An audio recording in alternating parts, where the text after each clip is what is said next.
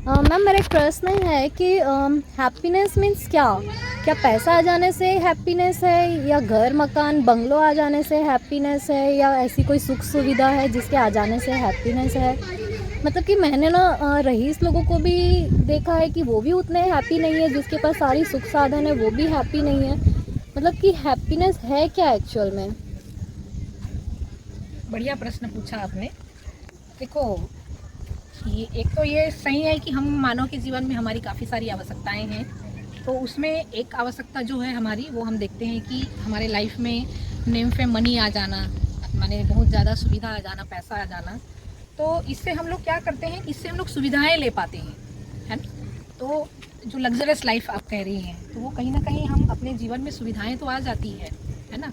तो सुविधा जो है माने मकान और बंगलो गाड़ी आप जो कह रही है, वो सब सुविधा कहेंगे अपन उसको, और वो हम लोग पैसे से खरीद सकते हैं। तो उससे जो मिलने वाला जो सुख है, वो हमारे जीवन में क्षणिक सुख रहता है, जिसको अपन टेम्पररी हैप्पीनेस कह रहे हैं।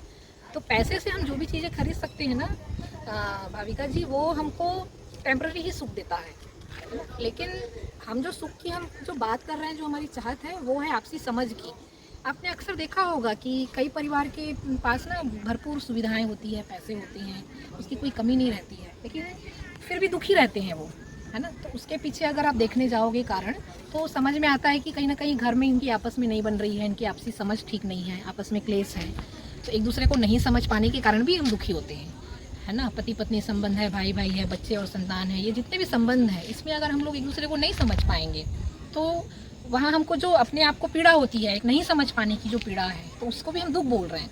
तो हैप्पीनेस को अगर आप देखने जाओगे ना, तो हम लोग अगर सुविधा और पैसे के पीछे भागेंगे, तो वो हमको सुख देगा, आराम देगा, लेकिन क्षणिक देगा, निरंतर नहीं देगा। लेकिन हमारी जो चाहना है, वो निरंतर सुख की है। निरंतर यानी हर पल हर क्षण हम सुखी रहें, सोते समय जागते समय, हर पल विचार में भी हमको अच्छा रहे, बैलेंस रहे।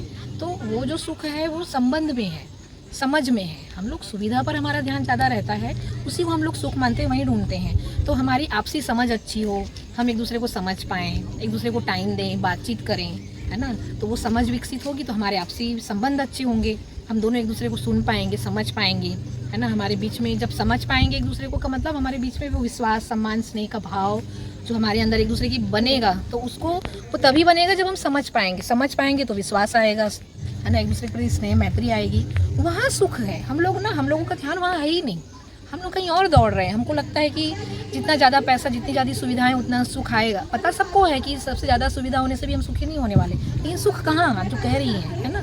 तो वो सुख जो है, वो हमको आपसी तालमेल, आपसी समझ में मिलेगा, परिवार संबंध में मिलेगा, है ना। तो मानव के बीच में, जो इंसान के बीच में जो आपसी समझ रहेगा, तालमेल रहेगा, वहाँ आप अक्सर देखिएगा, आप खुद अपने आसपास कि कई घर ऐसे होते हैं जहाँ पर पैसे की कोई कमी नहीं है, सुविधा की कोई कमी नहीं है, लेकिन आए दिन आपसी लड़ाई होती रहती है। तो वो क्यों होती है लड़ाई, और वही दुख का कारण है, क्योंकि समझ नहीं पा रहे हैं। तो समझेंगे एक दूसरे को, तभी वो सुखी होंगे। तो हम लोगों को चाहिए कि हम लोग अपने समझ को विकसित करें, खुद को समझ पाएँ, सामने वाले को समझ पाएँ। आप समझ पा रही है मैं क्या कह रही हूँ? हाँ, ठीक है ma'am, thank you so much.